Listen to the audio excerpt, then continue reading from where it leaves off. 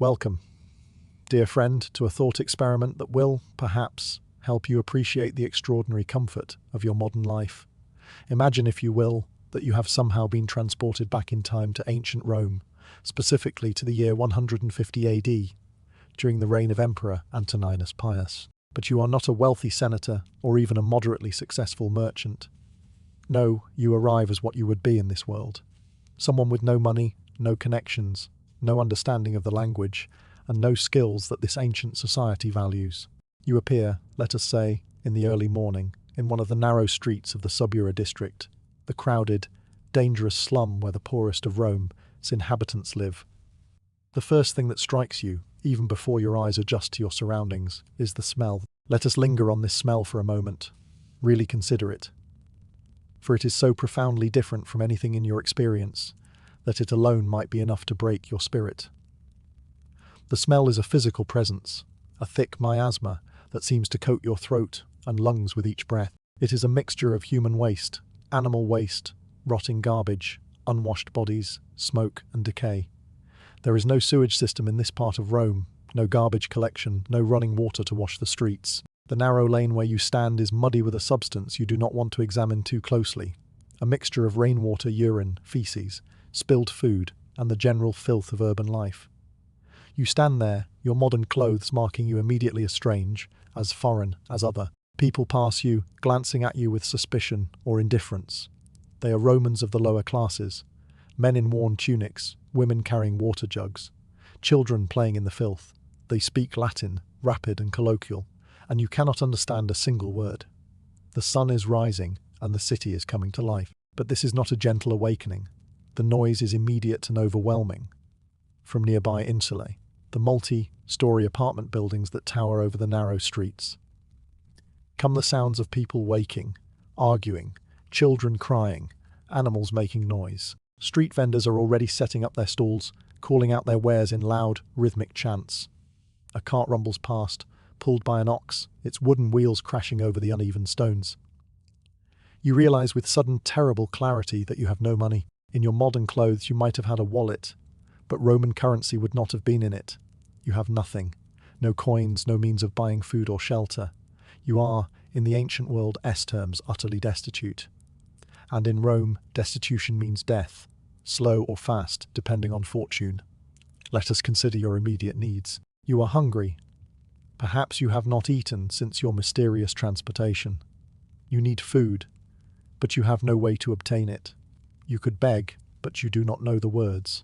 You do not know the proper way to approach people, the customary phrases, the gestures that might elicit sympathy. Your strange clothes and stranger appearance make you an object of suspicion rather than pity. You walk through the streets, trying to get your bearings, trying to understand this world you have entered.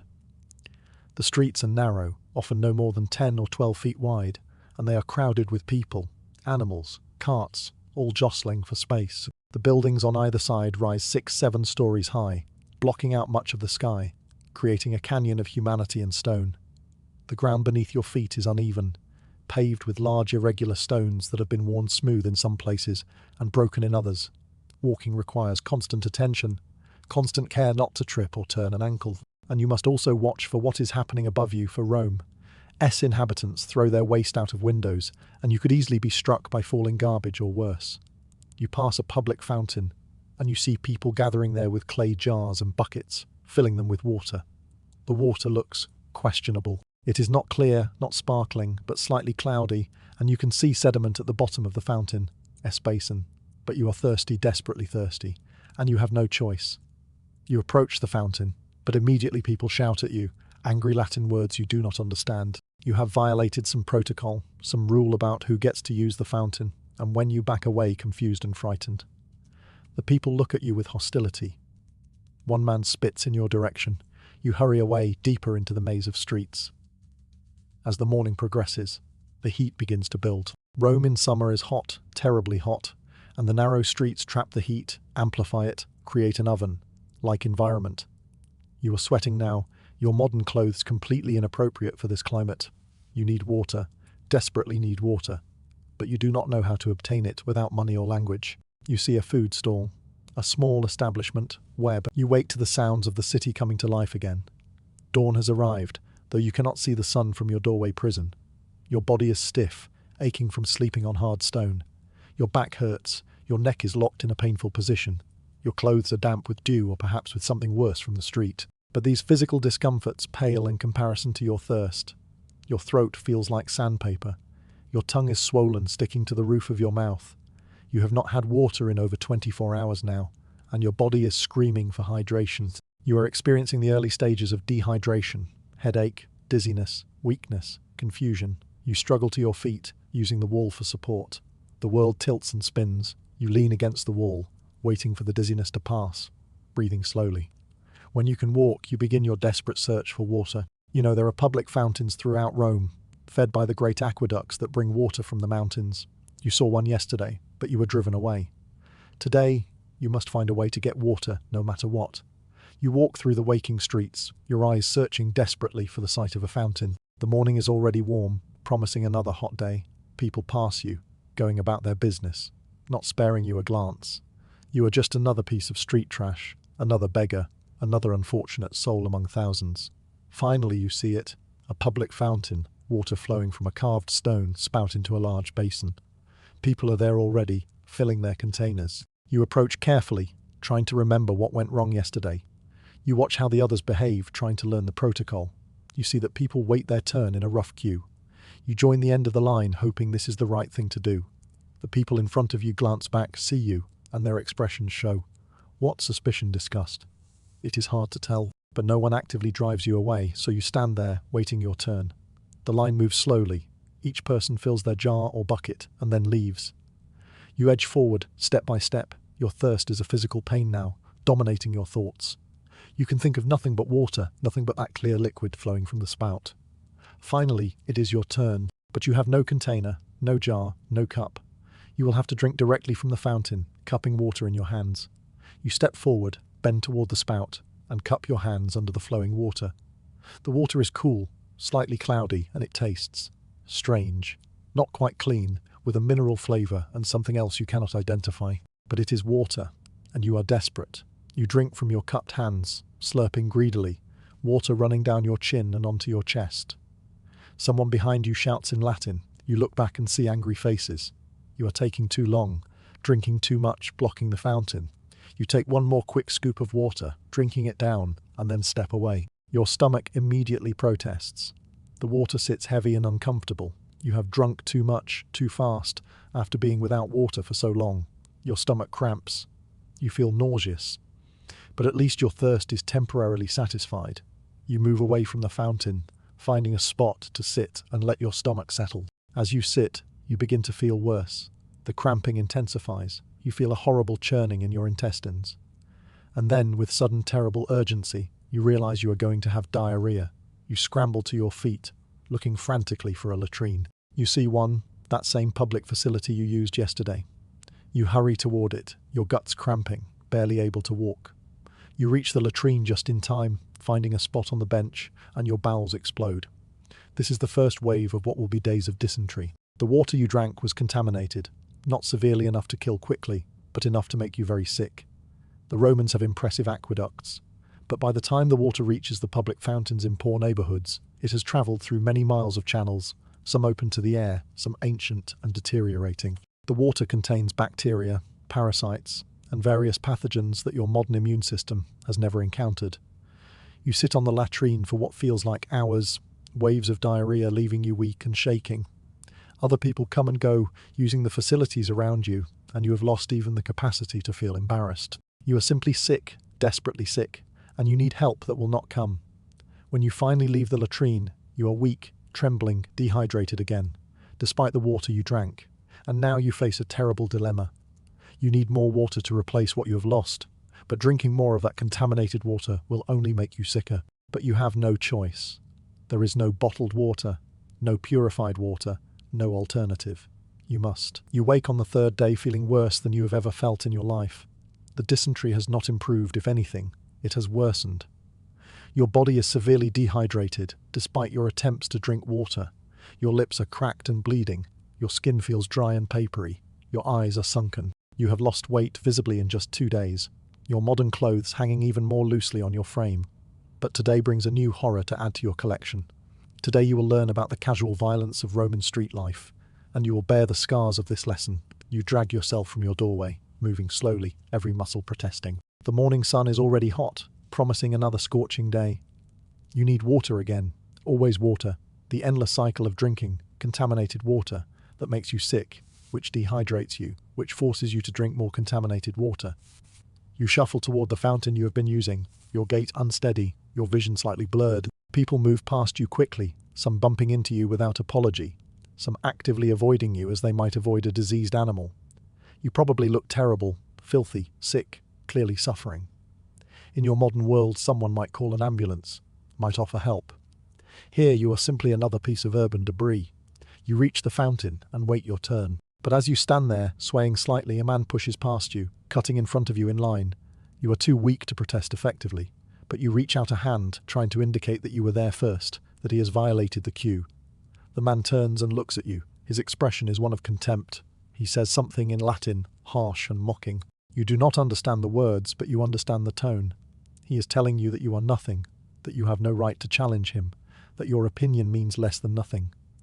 You try to stand your ground, try to gesture that you were here first. This is a mistake. The man's hand shoots out and shoves you, hard, in the chest. You are weak from dysentery and dehydration, and the shove sends you stumbling backward. You lose your balance and fall, landing hard on the stone pavement. The impact jars through your body. Your palms scrape on the rough stone, tearing skin. Your back strikes the ground, knocking the wind from your lungs. You lie there for a moment, gasping, stunned, pain radiating from multiple points on your body. The man who shoved you has already turned back to the fountain, dismissing you completely. Other people in the queue look down at you with expressions ranging from indifference to amusement. No one helps you up. No one asks if you are hurt. This is normal. This casual violence is simply part of life in the Roman streets. You slowly pull yourself to sitting position, then struggle to your feet. Your hands are bleeding, small stones embedded in the torn skin. Your back throbs where you struck the ground. You feel dizzy, nauseous, humiliated, but you are still thirsty, desperately thirsty. So you wait until the man finishes at the fountain, and then take your turn, drinking as quickly as you can before someone else can assault you. The water, as always, makes your stomach worse, but you drink anyway, because what choice do you have? As you move away from the fountain, you become aware that you are being followed. 3 young men, perhaps in their late teens or early 20s, are walking behind you, talking among themselves, occasionally laughing. You can hear the mockery in their voices even without understanding their words. You try to walk faster, but you cannot. Your weakened body will not respond. The young men catch up to you easily. They surround you, one on each side and one behind, herding you into a narrow alley away from the main street. Fear floods through you, giving you a brief surge of energy. You try to run, but one of them grabs your arm, holding you in place with easy strength. You are weak, malnourished, sick, and these are healthy young Roman men who have grown up in this violent world. They begin to search you, their hands rough, going through your pockets, checking your clothing. They are looking for money, for valuables, for anything worth stealing. They find nothing, of course. You have nothing. They seem angry at this, as if you have personally offended them by being so poor that you are not even worth robbing. One of them says something, and the others laugh. Then one of them hits you, a casual backhanded slap across your face. Your head snaps to the side, pain exploding across your cheek. You taste blood in your mouth. They hit you again and again, not with full force. They are not trying to kill you, just to amuse themselves, to relieve their boredom by tormenting someone weaker than themselves. You try to protect your head with your arms, but they hit your body, your sides, your back. You fall to your knees, and they kick you, their feet connecting with your ribs. Dawn on the 4th day finds you in desperate condition. You have had almost nothing to eat in 4 days, just that small piece of stale bread 2 days ago. Your body is consuming itself, burning muscle for energy, shutting down non-essential functions to conserve resources. You are experiencing genuine starvation, something you have never felt before, and it is worse than you could have imagined. Hunger is not just an empty feeling in your stomach, it is a complete physical and mental state. Your stomach has stopped growling, it has given up asking for food. Instead, you feel a gnawing, aching emptiness that radiates through your entire core. Your body feels weak, trembling, unable to perform even simple tasks. Your mind is foggy, thoughts coming slowly, concentration impossible. The hunger is worse than the dysentery now, worse even than the pain from yesterday's beating. Your body can survive without food longer than without water, but the suffering is intense. Every moment, your body is sending urgent signals. Feed me, feed me. You are dying, find food, feed me. You pull yourself from your doorway, moving like an ancient person though you are young, each movement requiring conscious effort. Your legs shake as you stand. Your vision dims for a moment, black spots swimming across your field of view. You lean against the wall, breathing slowly, waiting for the dizziness to pass. You must find food today. You will die if you do not eat soon. But how? You have tried begging and received almost nothing. You have no money to buy food. You cannot work in your current condition. What options remain? You could steal. The thought comes unbidden and you immediately reject it. But then you reconsider. This is survival. Normal rules do not apply. If stealing is the only way to get food, then you must try to steal. You walk through the streets, looking for opportunities. You see food everywhere. Vendors selling bread, fruit, cooked meats, vegetables. The smells are torture, making your mouth water, making your stomach clench with longing. You watch how the vendors operate, looking for a moment when you might be able to grab something and run. But you quickly realize this is hopeless. The vendors are watchful, experienced in dealing with thieves. Their goods are arranged so that anyone trying to steal would be immediately noticed. And even if you managed to grab something, you are too weak to run. You would be caught. And the punishment for theft in Rome is severe, beating, mutilation, possibly death, especially for a foreigner with no one to speak for you. You see a woman drop a piece of fruit as she walks past a vendor's stall. It rolls into the gutter, into the muck and filth. The woman does not stop to retrieve it. It is contaminated, ruined. But you stare at that piece of fruit, your hunger overwhelming your disgust. You wait until the woman has moved on, then dart forward and grab the fruit from the gutter. It is an apple, or something like an apple. It is covered in filth, mud, animal waste, garbage. You wipe it on your clothing, which is itself filthy, and then you bite into it.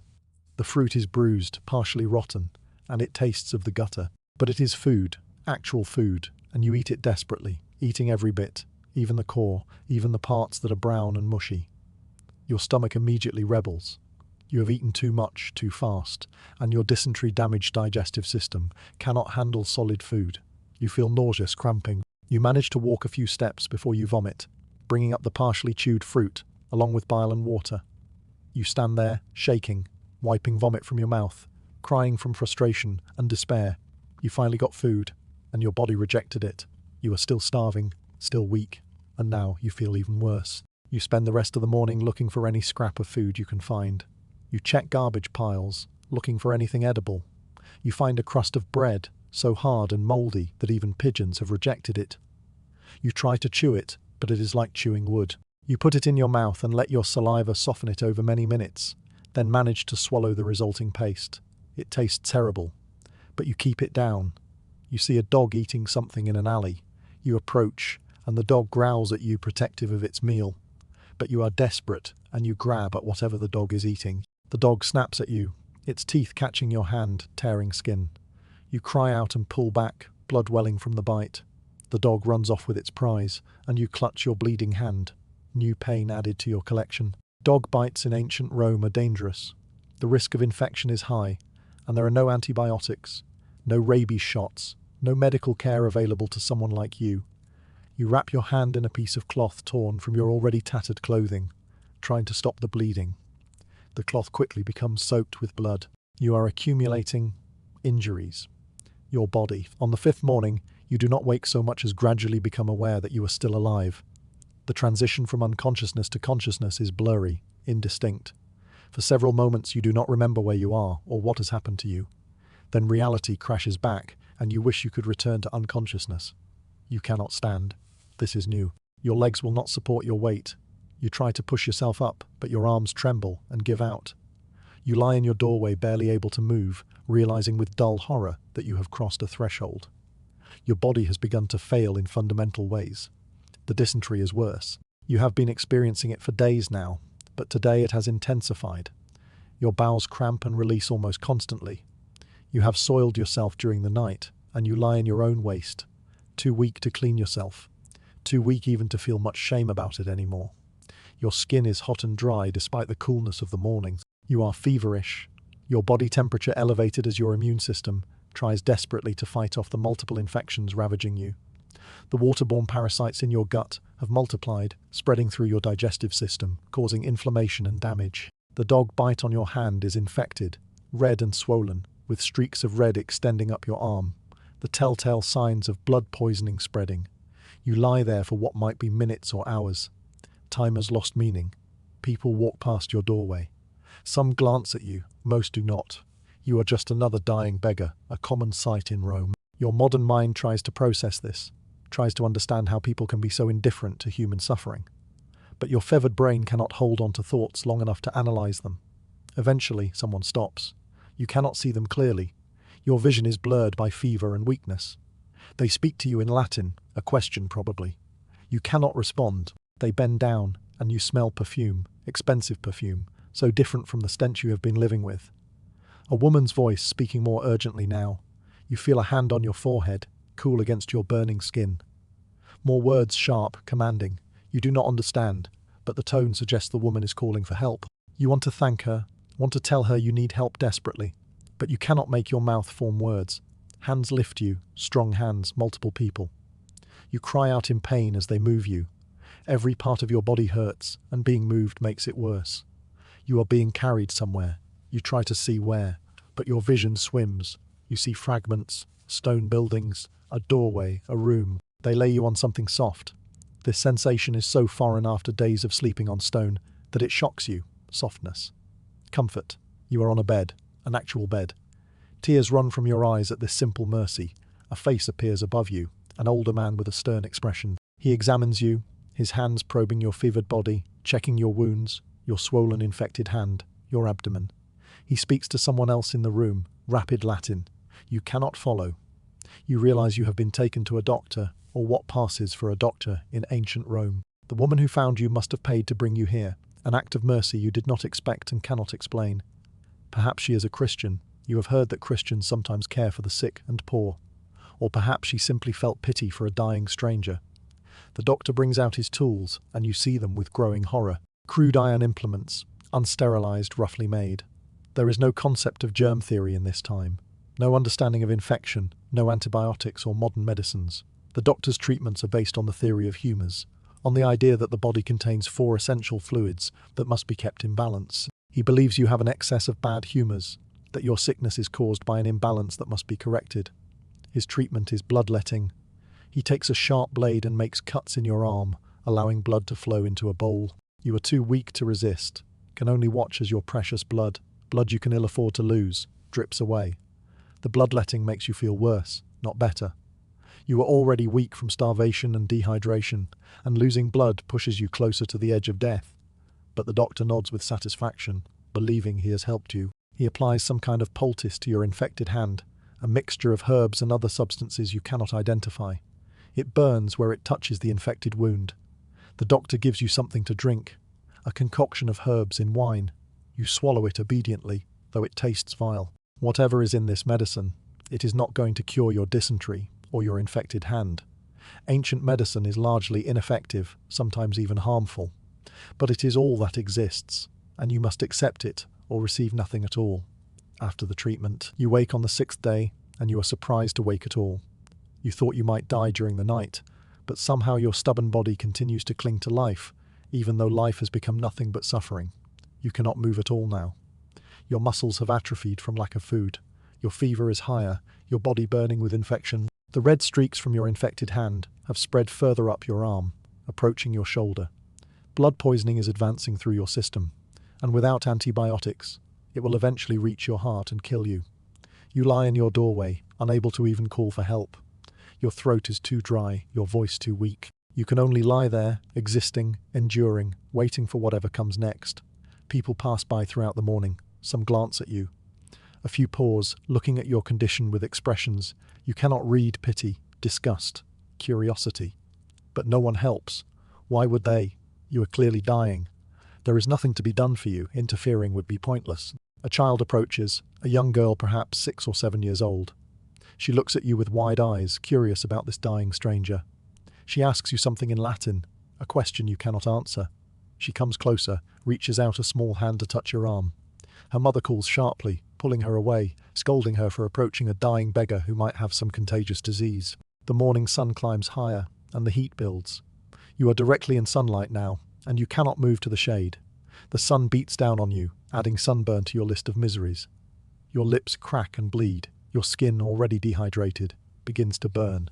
You drift in and out of consciousness. Sometimes you are aware of your surroundings, the street, the people, the sounds of Rome.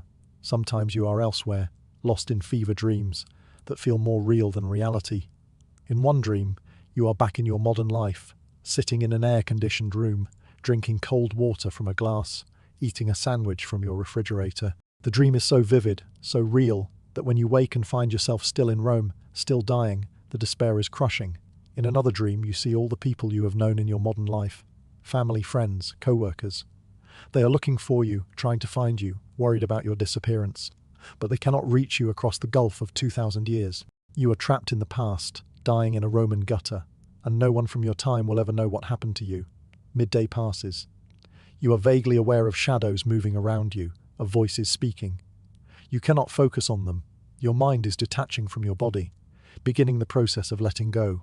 You think about what has killed you. Not any single thing, but the cumulative effect of everything. The contaminated water that gave you dysentery. The lack of food that starved your body. The violence that injured you.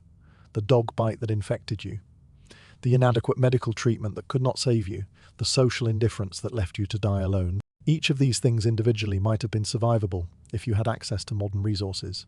Clean water, antibiotics, proper nutrition, emergency medical care, social services. With these you could have survived.